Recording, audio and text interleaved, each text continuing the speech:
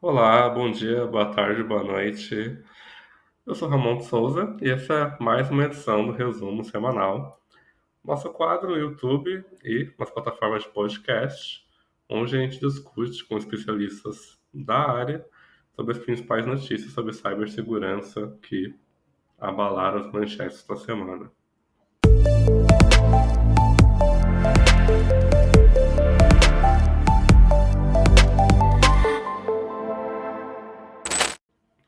E desde já me desculpe pela minha voz de patolina, estou um pouco gripado, mas estou muito animado porque hoje meu convidado é ninguém menos que Fernando Zamay, que é gerente de vendas de cibersegurança aqui para Cisco Brasil. Então, primeiramente, Zamay, muito obrigado pela participação, cara, valeu pelo convite aí, que foi de última hora aceitar o convite. Muito obrigado pela reserva na agenda.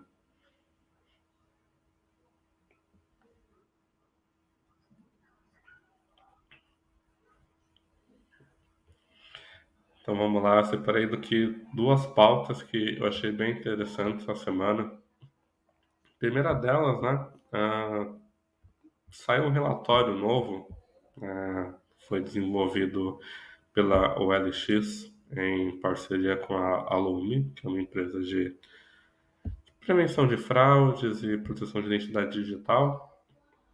Eles elencaram, né, os principais golpes e fraudes que mais cresceram ao longo do ano passado, 2022. E elencaram, inclusive, qual foi o golpe mais popular ao longo desse ano. E eles elencaram, né, como a principal fraude, o que eles chamaram de fraude da compra confirmada, que ocorre muito nesses marketplaces de venda livre, né, como a própria OLX, onde não tem um sistema intermediário, os próprios vendedores e compradores se comunicam entre si. E basicamente o golpista, tudo que ele faz, né, simplesmente falsificar um recibo, um documento, um comprovante de pagamento, seja por Pix, seja por TED, independentemente do método de pagamento. E ele envia para o comprador não percebe que aquele documento é falsificado, faz o envio do produto e só posteriormente, né, percebe que caiu em um golpe. É, Zamai, a gente sabe que o fator humano, né, costuma ser apontado como o elo mais fraco da segurança da informação. Nesse caso não é diferente, né? Esse tipo de fraude cresceu 75% em relação ao ano anterior. Nada mais é do que um bom uso da engenharia social. E não adianta, né, a gente dizer aquelas coisas clássicas como prestar atenção, etc. Porque não adianta, todos nós caímos, até mesmo eu, jornalista com 10 anos de experiência em segurança de informação, caí em uma fraude agora em janeiro de 2023. Então, eu vou um pouco além, vou fazer uma provocação um pouco além. É, Como você acredita, né, que o setor pode aplicar medidas para mitigar esse tipo de fraude, né? Então, por exemplo, em muitos marketplaces, né, a negociação não tem um intermédio, então a negociação é direta entre vendedor e comprador. As instituições bancárias, nesses casos de fraude,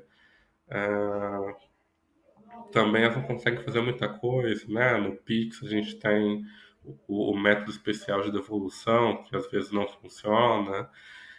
Enfim, você enxerga alguma ação que as instituições podem fazer para ajudar o público em geral a não cair nesse tipo de golpe?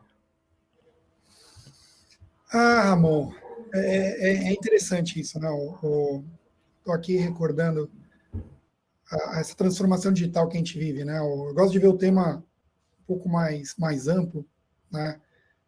Solução técnica tem, né? Já estão fazendo, né? Já existem soluções. Eu tenho até um amigo que brinca, né? Que tem algumas almas que não são possíveis de salvar, né? E se você olhar pela anatomia dessa fraude, né? Então, esse crime de 171, né? Crime de estelionato, né? Que é um crime. Eu me recordo que quando eu ia para a faculdade, né? Ia no metrô, e aí estava lá esperando o metrô, né? Para me locomover bem cedo, e eu vi aquele pessoal jogando aquela negócio de achar bolinha, né? Não sei se você lembra ali, negócio de achar bolinha, que fica ali um cara ali num tablado, ele fica misturando a bolinha, aí vem um cara, acha várias vezes a bolinha e ganha dinheiro na minha frente, né? Falei, pô, tudo parte do golpe, tudo parte do esquema. Eu sabia que era golpe e eu tinha uma vontade enorme de cair, né? Eu falei, cara, eu vou acertar onde está a bolinha e vou ganhar um dinheiro ali, né? Então tem o lance de você querer se dar bem, né? Então existe assim, né? O primeiro que as pessoas confiam demais. A solução técnica já tem, né? Então a gente tem vários e-commerces que te oferecem garantias, né? Então, por exemplo, eu só compro em um e-commerce. E se for fraude, se for alguma coisa, ele vai me ressarcir, como se fosse um seguro, né? Não é o mais barato, não é o Que mais tem bacana, intermédio, né? não é o mais bacana, mas foi aquilo que eu escolhi para mim. E eu vou além, tá? E apareceu nesse e-commerce a opção de pagar com Pix. Eu adorei, por quê? Porque eu não preciso deixar o meu cartão de crédito lá. Então, se alguém, por exemplo, roubar meu celular, tiver acesso às minhas coisas, não vai fazer aquele one click, né? One click para comprar. Então, eu vejo assim, né? A internet ela amplificou tudo. Né? Ela tornou democrático, conectou pessoas, amplificou, né? Que é o que a gente chama de transformação digital. E ela também amplificou e conectou pessoas ruins. Né? Então, a gente está com o crime foi amplificado, invadiu o mundo virtual, né? Agora eu não preciso nem ir lá acordar às 6 horas da manhã para enganar o Zamai que estava querendo jogar o jogo da bolinha. Posso fazer isso da minha casa também, como se eu fosse um fornecedor de algum produto maravilhoso, né? E amplificou tudo. Então, o que eu imagino, esse crime não vai acabar, ele vai continuar existindo, né? O que cabe a nós, né? Quem vai dizer se esse crime vai acabar ou não, são os consumidores. Né? Se o consumidor continuar querendo entrar num site que oferece um produto por 50% do preço e ele achar que aquilo vai ser legítimo, né? Eu tenho vários exemplos de fraude na família. Né? Pessoas que... Uma prima minha comprou um tênis Louis Vuitton no Instagram, né, por 1/10 do valor do tênis. Eu falei para ela, falei, olha, ou é roubo, ou você participou talvez de um crime aí, que algum caminhoneiro morreu e está na vala, e você foi parte disso, né? Ou não vai chegar, e se não chegasse seria bom, porque daria para abrir um processo jurídico, né, contra, né, a empresa. E uma coisa que todo mundo às vezes acredita que não existem leis no mundo digital. Existem sim. Aprendi com o promotor lá do estado num fórum da Febraban, todas as leis que a gente tem físicas, né, estelionato, enganar, roubar, se aplica também no mundo digital. É que é moroso, né? A gente não tem paciência, você acaba desistindo. Mas se esse caso a mercadoria não chegasse, daria para entrar com o processo. Aí a mercadoria chegou. Eu estava até animado para iniciar, né? Eu estou muito envolvido com a parte de LGPD, né? Jurídico, advogados. Falei, poxa, vamos processar, né? E fazer um estudo de caso, né? Uma fraude digital, processo e como que fluiu. Só que, infelizmente, chegou, e o chegar complicou a fraude, porque chegou um produto falsificado, notoriamente falsificado, não era da Louis Vuitton, né? Perdeu, se não me engano, pagou R$ 1.500 num tênis que custaria, no site dos Estados Unidos, US$ 1.500. Né? Então, impossível comprar por R$ 1.500, mas queria se dar bem. Poxa, vou me dar bem aí, ó, saiu. E aí foi interessante também, Ramon, blogueira, né? Não, mas a blogueira fulana de tal falou bem desse Instagram. Lembra até o nome do Instagram lá, fraudador lá, Closet Store BR. Deve estar operando ainda, né? E a blogueira pode ter sido enganada também. O que acontece é que os blogueiros recebem um produto verdadeiro, fazem propaganda para aquele Instagram e não valida se as transações deles são legítimas. Então existe um grande desafio num tema que hoje é extremamente crítico, que é chamado confiança. Né? Inclusive se aplica em tecnologia nas empresas. Um dos maiores projetos em cibersegurança hoje em empresas, né, em geral, chama Zero Trust. Precisamos confiar menos. Precisamos estabelecer níveis de confiança né, critérios de confiança mais elaborados, mais elevados, né, do que no passado. Por quê? Confiança é algo muito caro para você dar, né, sem nenhum critério.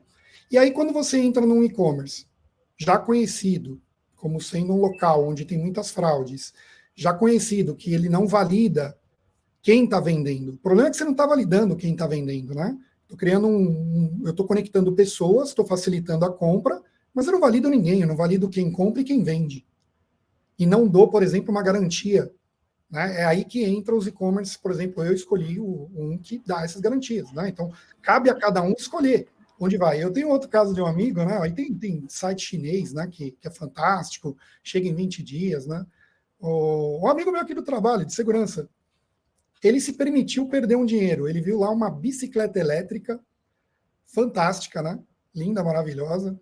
E essa bicicleta elétrica chegaria, acho que por $100, alguma coisa assim.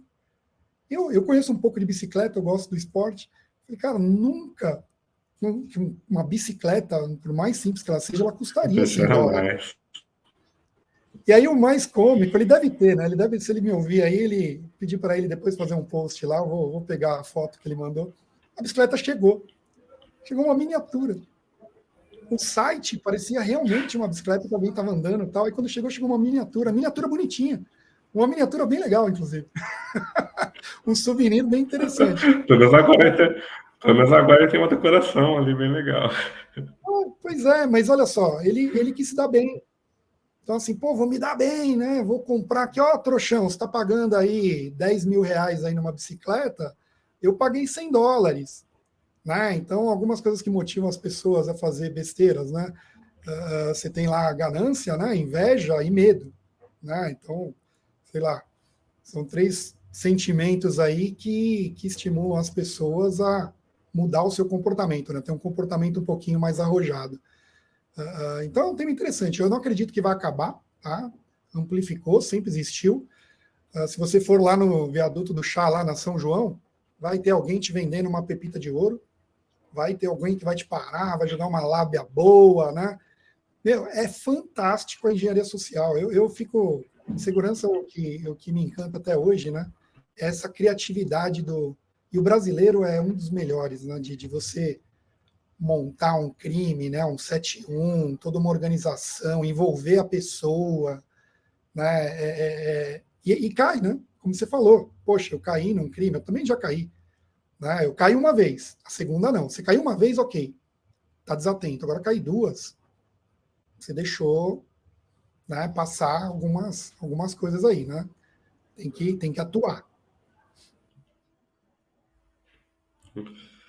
Muito bem colocado, Samuel. Não, imagina. Muito bem colocado, concordo com você. Acho que realmente todo mundo um dia vai cair em alguma coisa e serve como aprendizado, né? Eu acho que faz parte do processo, especialmente nesse mundo que a gente está vivendo agora, essa transformação digital acelerada. Agora, Zamai, você comentou sobre legislação sobre LGPD e interessante que isso liga diretamente à segunda pauta que eu separei aqui hoje para gente. É, o, o presidente diretor, né, da ANPD, Autoridade Nacional de Proteção de Dados, o Valdemar Gonçalves, ele fez uma entrevista recentemente para o Jota e ele explicou, né? O Jota perguntou para ele, enfim, muito se fala sobre a, a possível ineficácia da NPD, da LGPD em aplicar sanções contra empresas brasileiras que estão sofrendo vazamento de dados, né? E o Jota, né, questionou o Valdemar a respeito disso e ele divulgou, né, uma informação interessante que basicamente a NPD já tem 8 processos em andamento por falhas de segurança em empresas brasileiras e eles só estão aguardando o regulamento de dosimetria, né, que basicamente vai ser o regulamento que vai estabelecer, né, o nível de punição, o nível de sanção de acordo com o incidente sofrido, mas ao mesmo tempo ele mesmo ressaltou que só no ano passado a NPD recebeu mais de 1.000 requerimentos de denúncia e quase 300 notificações de incidentes. E aí a gente volta novamente para a estatística de que só tem 8 processos em andamento dessas 300 notificações e mais de 1.000 requerimentos. Como é que você enxerga isso? E, enfim, a gente já aguardou bastante coisa da LGPD, né? A gente ficou aguardando a estruturação da NPD, agora a gente está aguardando a estruturação desse regulamento de dosimetria. Você acha que está muito soft? Você acha que está andando em um ritmo esperado, né? Em um ritmo saudável? Como é que você enxerga essa questão? Se conecta com o primeiro tema, tá? Com a primeira pauta. Então pensa assim, você caiu numa fraude, ligou uma pessoa, isso aconteceu com um conhecido meu. Ligaram para ele, olha, eu sou da financeira aqui, você tem uma dívida conosco acho que a dívida dele era de 40 mil reais, tem uma dívida de 40 mil reais, está pagando por mês, a sua parcela é de tanto, né? Estou vendo aqui, estou aqui para te oferecer uma quitação à vista, né? E vou tirar todos os juros, vamos fazer aqui um pacotão, por 15 mil reais você quita tudo, né? Então, e aí recebeu um boleto da financiadora dele, ele recebeu e ele pagou esse boleto. Agora vem a pergunta: como essa pessoa que ligou para ele tinha todos os dados do financiamento dele? Ele falou, Fê, o cara tinha tudo. Ele tinha onde eu moro, quanto eu pago, análise de crédito ele tinha. Né? Então, é um tema muito sério isso. E eu fiquei extremamente feliz de saber que a gente tem 8 processos de andamento. E eu vejo esse movimento, a NPD, ele é lento, né? Tudo no governo, né? Quando toca, gera discussão, gera morosidade, né? Mas é extremamente positivo para a cibersegurança, desde o Marco Civil. Né? Eu considero que o Brasil vem dando passos, né, lentos, mas passos extremamente importantes que vai beneficiar todos. Né? Então, o primeiro passo, talvez, com o Marco Civil, começou a colocar um pouco de responsabilidade nas operadoras, né, em quem provê acesso, quem provê aplicação, então, que é positivo. Isso, inclusive, para a justiça. Na hora que a gente acionar a justiça por causa de uma fraude, a justiça teria mais condições de rastrear. Né? Aí o segundo ponto vem a Lei Geral de Proteção de Dados, que se espelha muito na GDPR. Né? Eu estou feliz de saber que tem 8 e que vai haver um processo para aplicação de multa. Né? Por exemplo, na Europa já tem um site, eu não me recordo o nome, né? Acho que é GDPR Tracker, ou GDPR alguma coisa, que mostra todos os processos, deixa público. Quem está sendo processado, qual o valor do montante, por que está sendo processado. Então, eu acho que a gente está caminhando para chegar nesse nível de maturidade. Né? Na hora que tiver aplicação de multa, as coisas vão melhorar mais, porque, infelizmente, Ramon, segurança é tratado de uma forma muito irresponsável por empresas, por aqueles que mantêm nossos dados. Aqueles que devem zelar por nossos dados tratam isso de uma forma muito irresponsável, tratam segurança como um custo. Se eu baixar esse custo, eu tenho mais lucro. Né?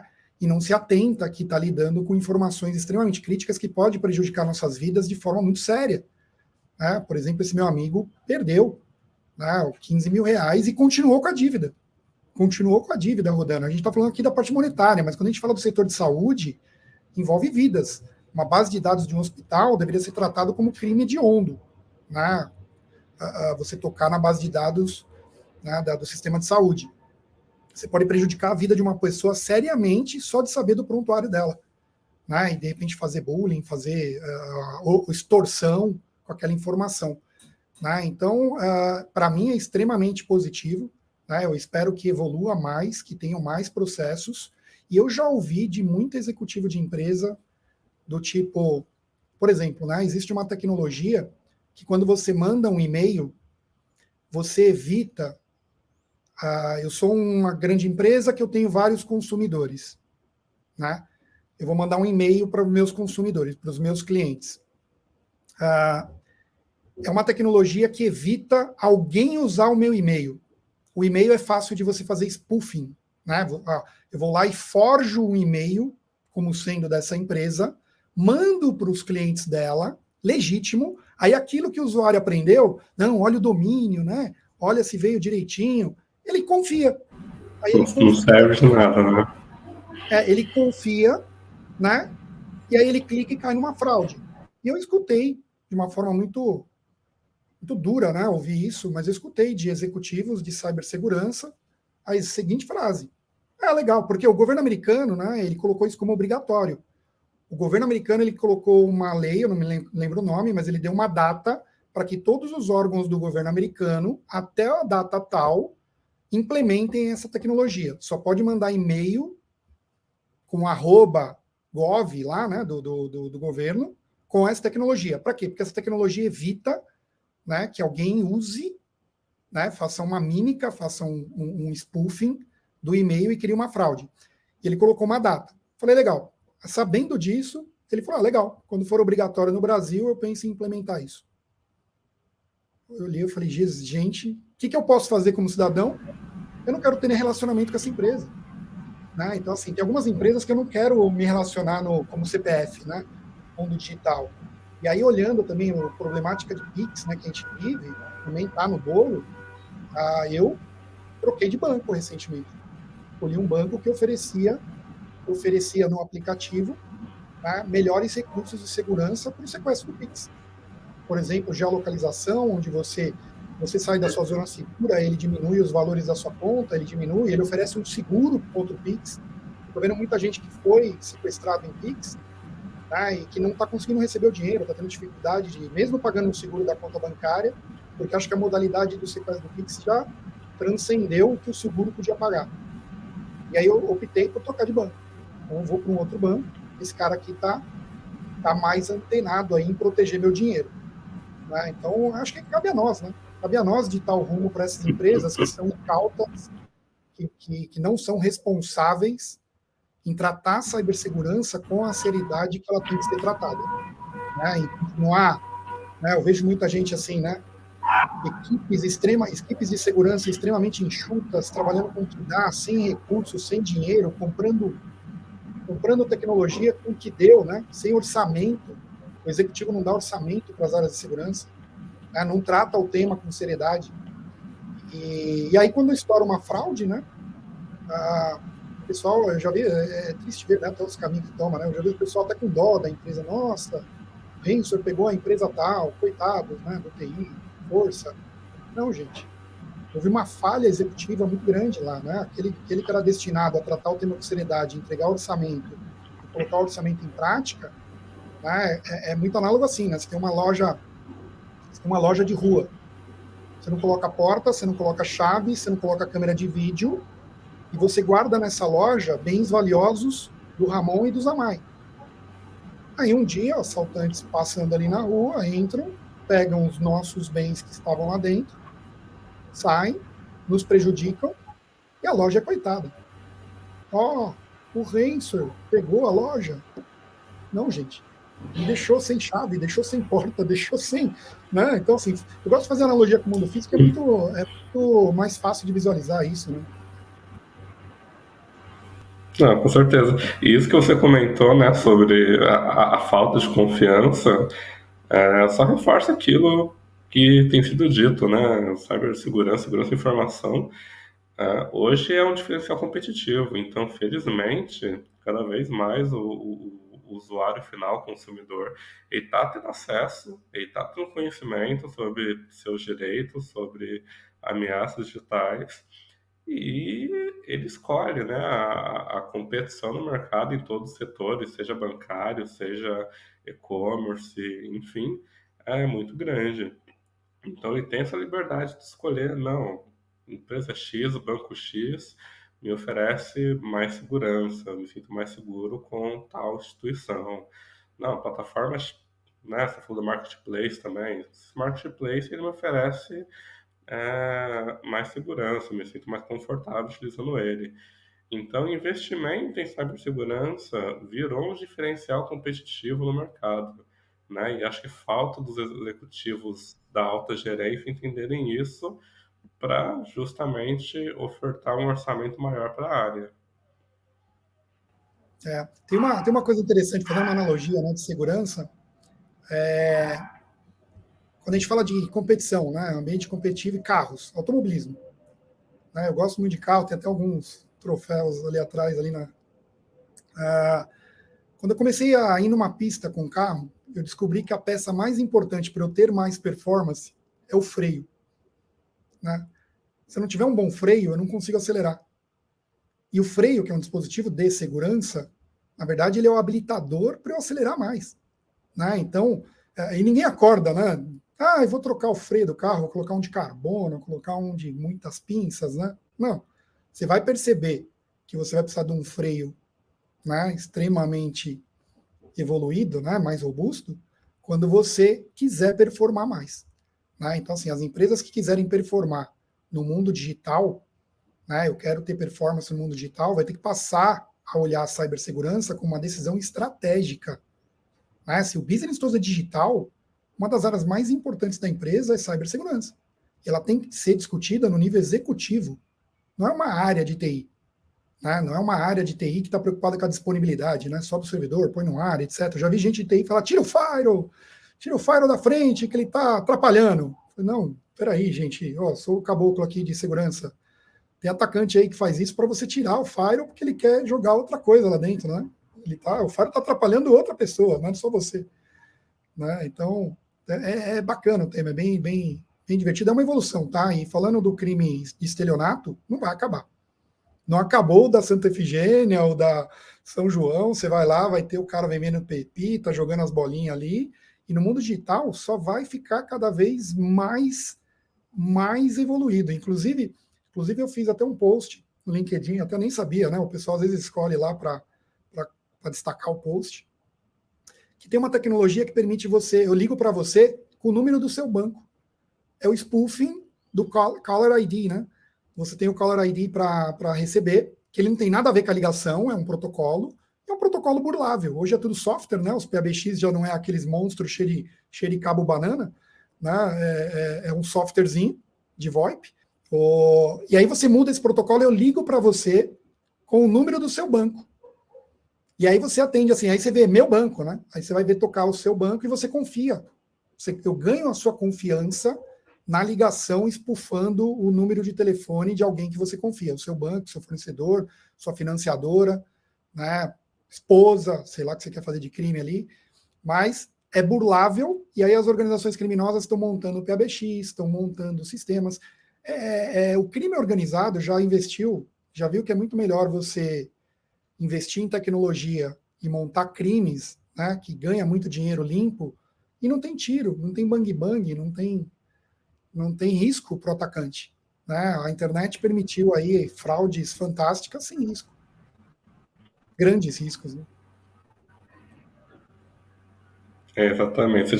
Se antes, né, era um risco para o criminoso assaltar um banco e levar um tiro, hoje em dia ele consegue roubar a mesma quantia sem precisar sair de casa. É basicamente isso. Exato. É divertido. Infelizmente, eu queria falar para as pessoas, né?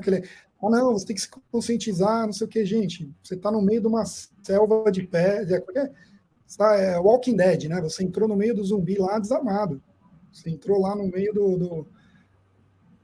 gosto do Walking Dead lá, né? Dos zumbis lá, das infecções, e você não entrou ali, sei lá, passou despercebido lá. Na série mostra, né? As pessoas que não estavam antenadas do que estava acontecendo foram as que foram embora primeiro. Aí depois adianta chorar, né? Tipo, caí na fraude, caiu.